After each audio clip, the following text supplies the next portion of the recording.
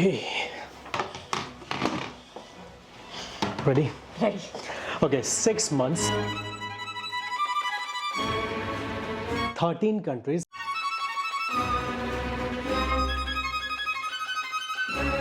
11 flights,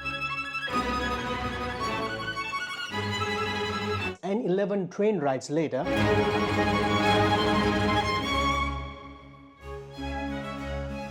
here we are.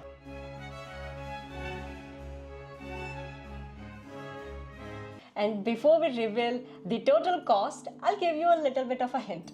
So as you know, our daily travel budget is $100 a day. And I can proudly say that we have managed to stay under that digits. So without wasting any time, let us give you a bit of context as to where we traveled in the last 6 months and how much we spent in each country. And then we will tell you our final cost of the whole trip so far.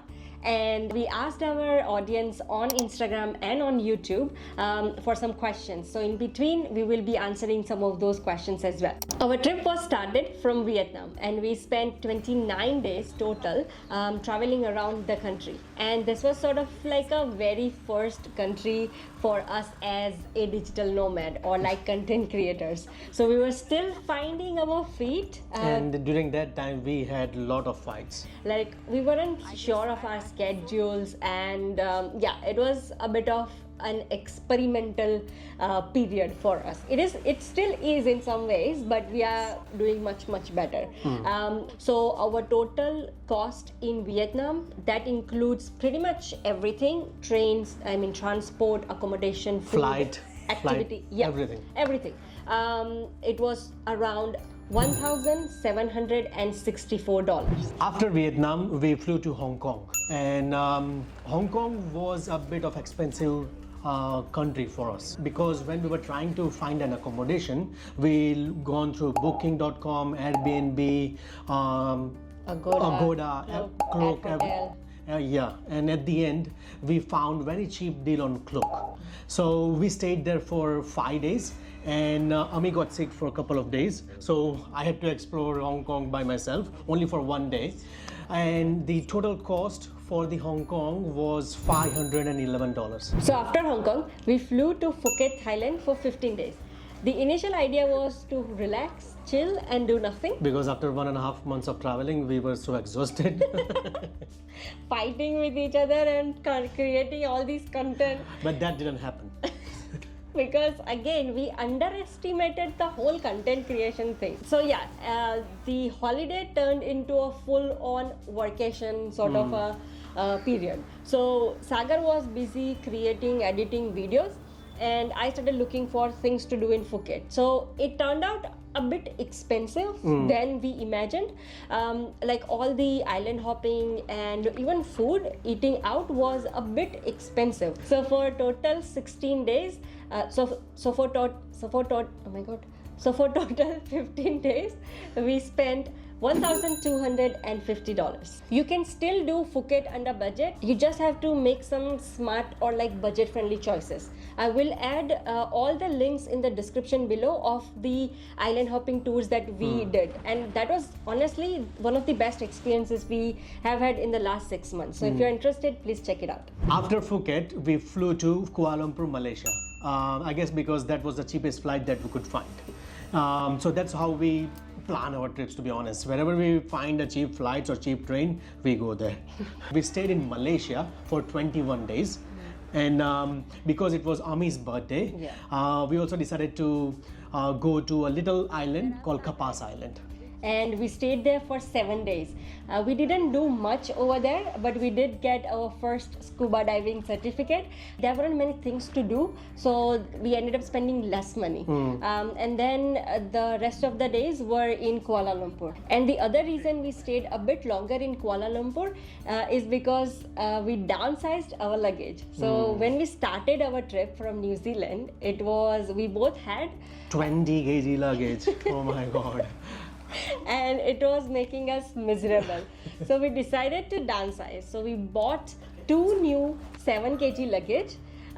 Then we put everything that we didn't want into that big bags, and then we shipped it to India. So in Malaysia's expense, we had these two big expenses. But on top of that, we had another big expense, which was our travel insurance. So we are currently with Safety Wings. Now, fortunately, we haven't had to use them just yet, touch wood. But the user friendliness of their website and all the information, as well as like the terms and conditions, is really good, very easy. And for the immigration purpose, if you need a letterhead from the health insurance provider, Safety Wing can also provide you that. It's very easy, again, it's online. And yeah. The link is in the description below. So the total cost for Malaysia for 21 days was $2,670. So after Kuala Lumpur, we flew to Istanbul, Turkey. The reason we moved towards Turkey from Southeast Asia is because Sagar was getting miserable with the summer in Southeast Asia. Yeah, it was horrible. I mean, oh my god, it was so hot. He was changing t-shirts 3 times a day. Did you bring a change of t-shirt now? Yes. So we decided to move towards Europe. Now, I wasn't very convinced in terms of the budget, but it worked out pretty well, and that's what we are very excited to share with you. So in Istanbul, we stayed for 16 days. At this point, we realized that we need some sort of a content strategy for YouTube. Up until now, we were only uploading like 1 video a week. So from this, Sagar finally got convinced, and we decided to start posting 2 a day, 2 per week. Yeah, 2 videos per. More work for me. So that's why our expense was a bit balanced, because we stayed home even though we were eating out a lot, because the food was very inexpensive, and we found a very good trick to find budget friendly options in Istanbul. We made a video out of it, $15 challenge in Istanbul. Go watch that. Yes, and to find these tricks and tips about Istanbul, we have created a guide as well. So make sure you go on our Patreon and look at that guide. The total expense in Istanbul for 16 days was $1,507. So this marks 3 months. We want to take a pause because there were like a lot of numbers and a lot of information. Yeah. So now it's time to answer some of the questions. I'm so happy. Thank you so much, because this is the first time that we both got these many questions on Instagram and on YouTube. So the first question, and this is from Instagram, we got was, how did you save up? What did you do, and how are you earning now? There was a very similar question to this. How did you manage traveling and career? Did you save enough or have any passive income? We sort of did a reverse math with this. We decided on a budget that would be ideal for both of us, and which was $100 a day. So, and we wanted to travel for a year. So that's how we came up with our grand total of the savings that we need for a year to travel without working. We ended up saving more. That's why we are going to travel 625 days. We both had steady jobs in New Zealand at that time. So what we decided on, we sat down and we had like our total expenses. From our mortgage to utilities to any essential, non-essential expenses, and the amount we have to save every month to reach to our grand total.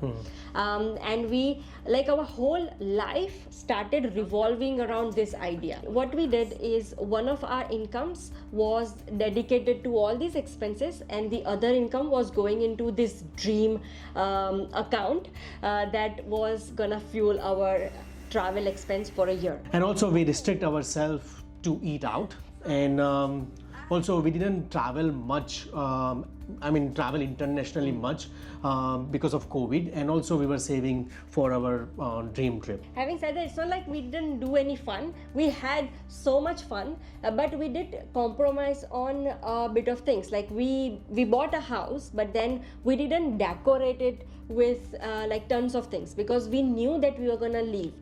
So all our decisions was based on this idea that we are gonna go. And that We just had one goal in mind. there were some sacrifices as well. Like Sagar didn't go to his family's dream trip to Africa. I didn't attend my dad's 60th birthday. It was sort of a selfish decision, but we were being very open about this with our friends and family, so that helped as well. And in terms of like the money, we also started learning about travel hacking. Unfortunately, in New Zealand there weren't many options, but whatever little options we had, we also set our finances around air points. And out of those 13 flights that we took, we booked 5 or 6 flights using airpoint dollars. That's basically hundreds of dollars of savings. Thousands of dollars of savings. Yeah, so that's how we actually saved up throughout these last 4 years. So how are you earning now, or like how are you traveling? Do you have any passive income? So no, we are not earning anything from content creation just yet. Now, before we left New Zealand, there was this business idea that came out of nowhere.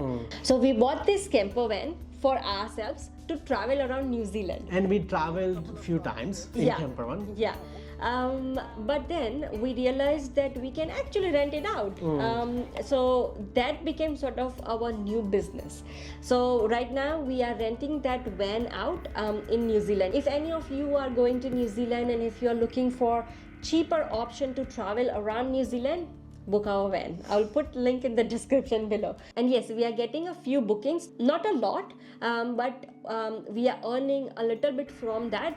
But again, it's not a steady income for us to keep traveling. Okay, so the second question is, actually there are 2-3 questions that very similar, so I'm gonna club it together. Do you miss anything from previous routine? Do you miss friend, family, and घर का खाना? How you guys make traveling so comforting? Don't you miss your usual normal routine? We don't miss that normal routine that much, to be honest, because our routine was work, come back to home, eat, work again. Yeah. So no, we don't miss that much. But I miss my strength training and smoothie at night. Do you miss friend, family? Of course. Yeah, and घर का खाना.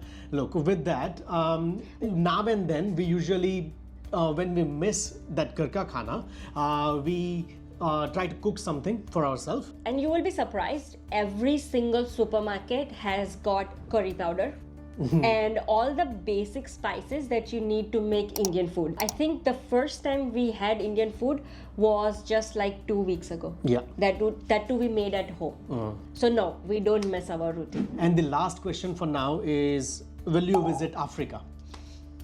Not in near future, no, because we don't have that plan in our mind. So after Turkey, we took a train from Istanbul to Bulgaria.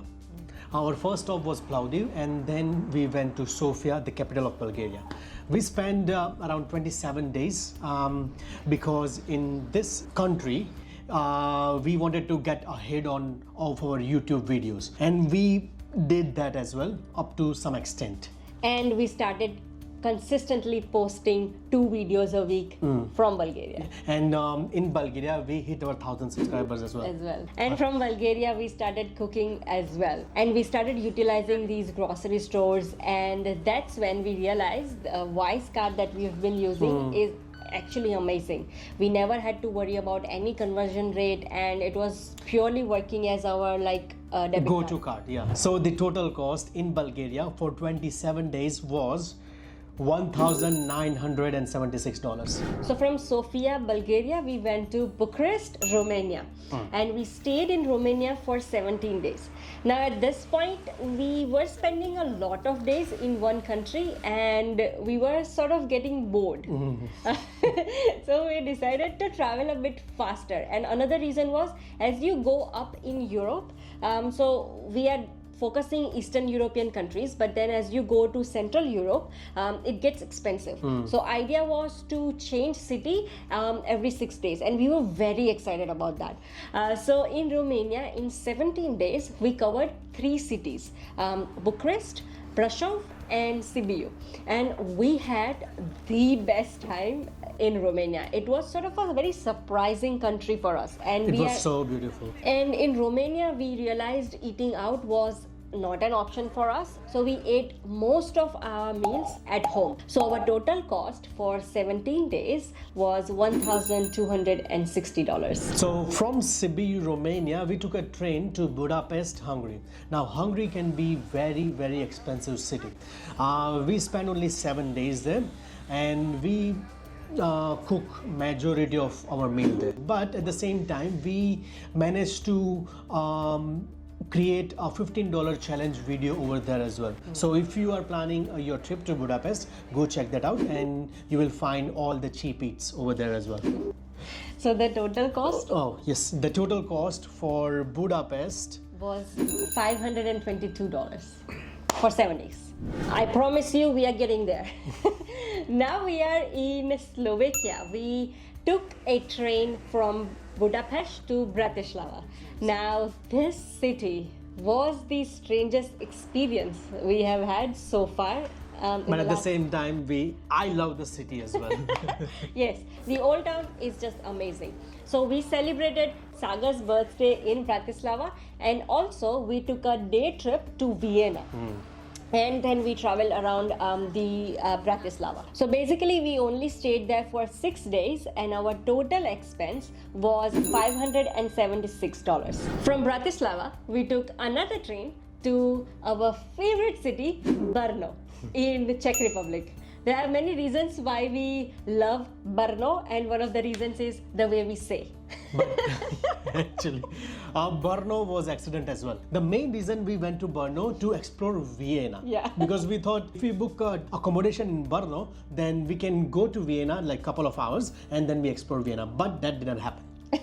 So we explored Brno more actually. More, yeah, and we loved it. If you are planning to go to Prague, Czech Republic, make sure that you have 3 extra days, because Brno is just amazing. If you are planning to go to Central Europe, and if you are on a budget like us, then make sure you book your accommodation outside of the old town. We were staying like half an hour train or tram ride from the city center, and our accommodation was like bearable, not that expensive. And the accommodation were tiny. But that kept us well under budget, and you have to prepare to cook a few meals, because the food is pretty expensive, especially in Prague. So total expense for 11 days in Czech Republic was $902.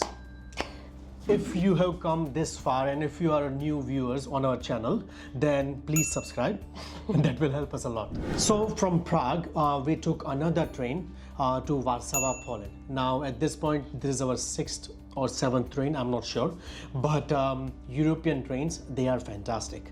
But as soon as you go towards the north side of the Europe, the quality of the train will increase as well. It gets better, it gets flashier. To book all those trains, I just use Google, and I just type Prague to Warsaw.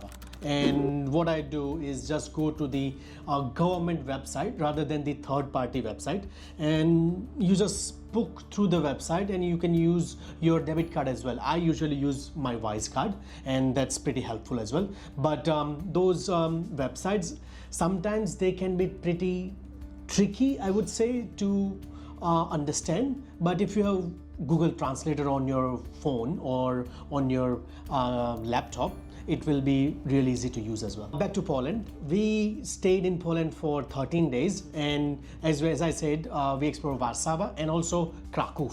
Now, Poland for us was very heavy, to be honest. I mean, how do I say it? We weren't prepared for it.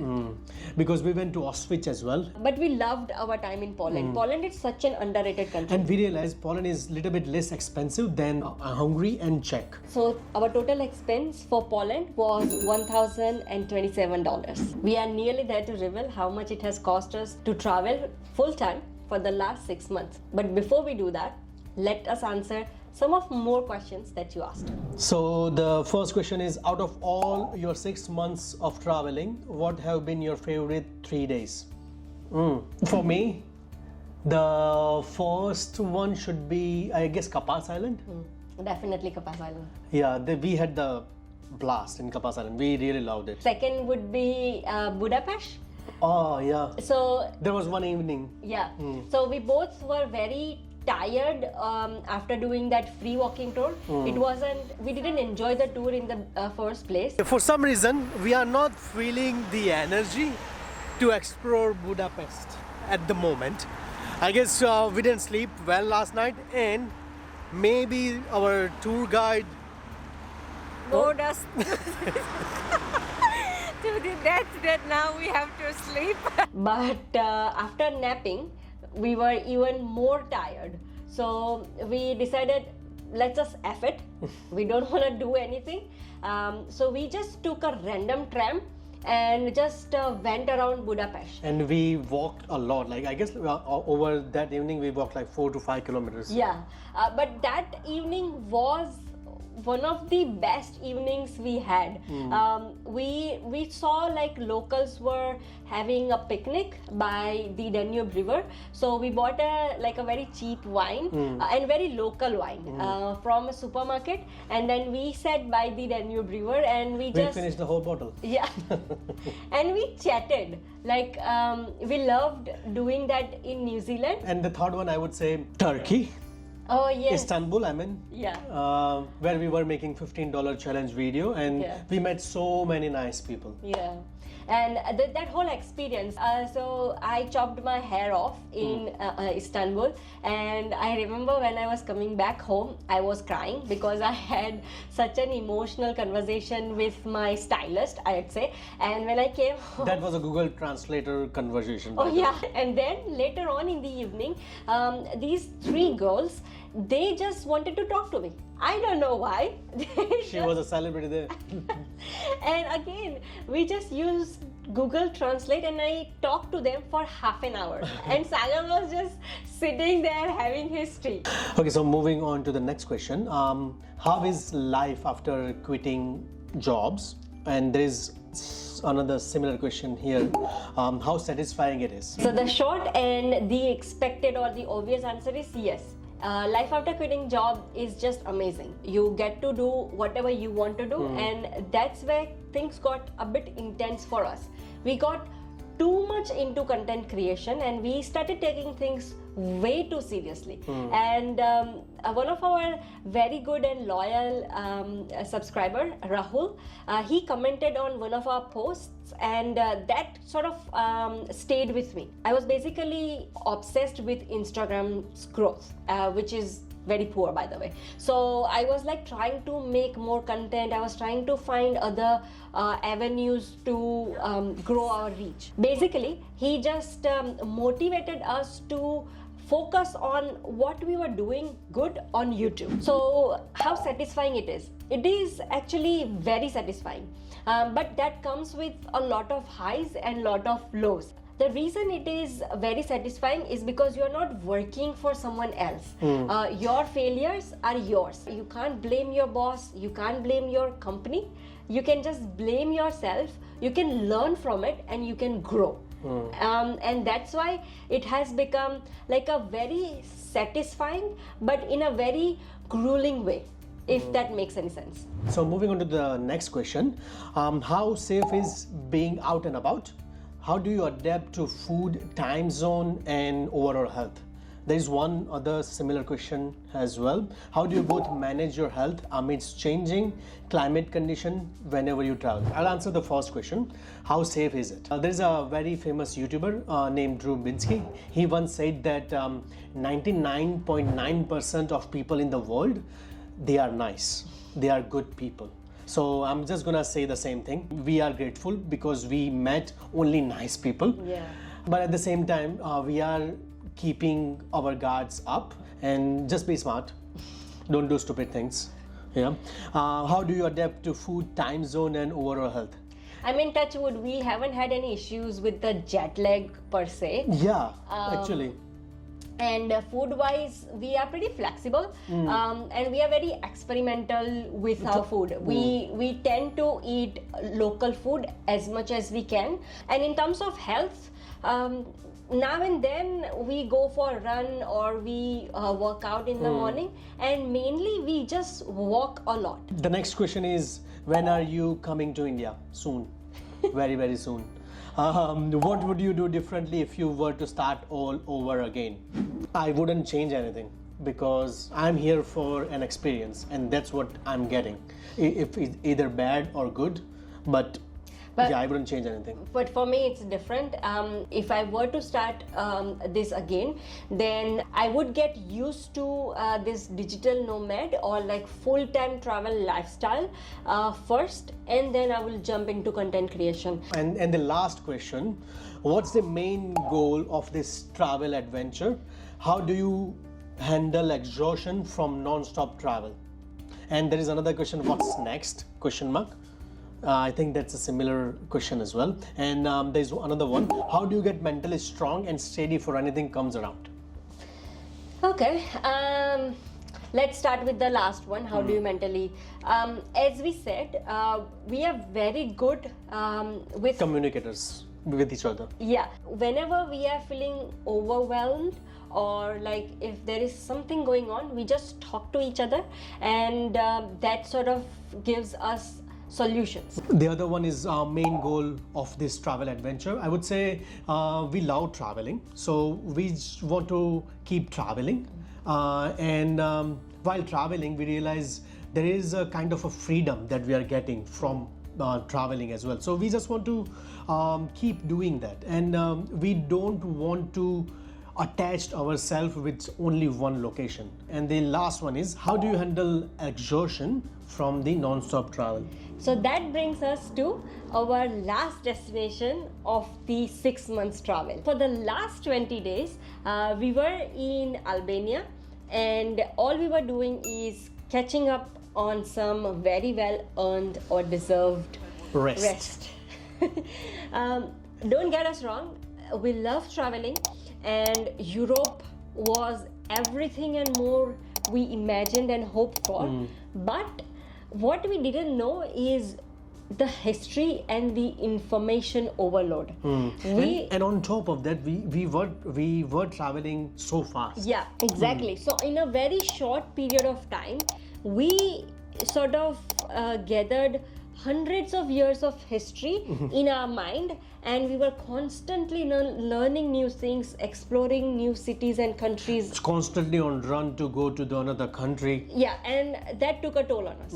So we decided to just stay at one location, and that's exactly what we did. What's next is basically, again, like you said, we don't plan many months in advance. So the plan is to just travel around the neighboring countries. Wherever we find cheaper train or accommodation, we will just book from there. So the total cost of 20 days in Albania was $1,267. Now is the time to reveal how much it cost us to travel for the last 6 months. The total cost that includes food, transportation, accommodation, all the activities that we did, and all the miscellaneous cost. The total cost is, drumroll please, $15,407.05. And that is $84.2 per day for both of us. Yeah. So we are under our budget of $100. That just blows my mind. Good job.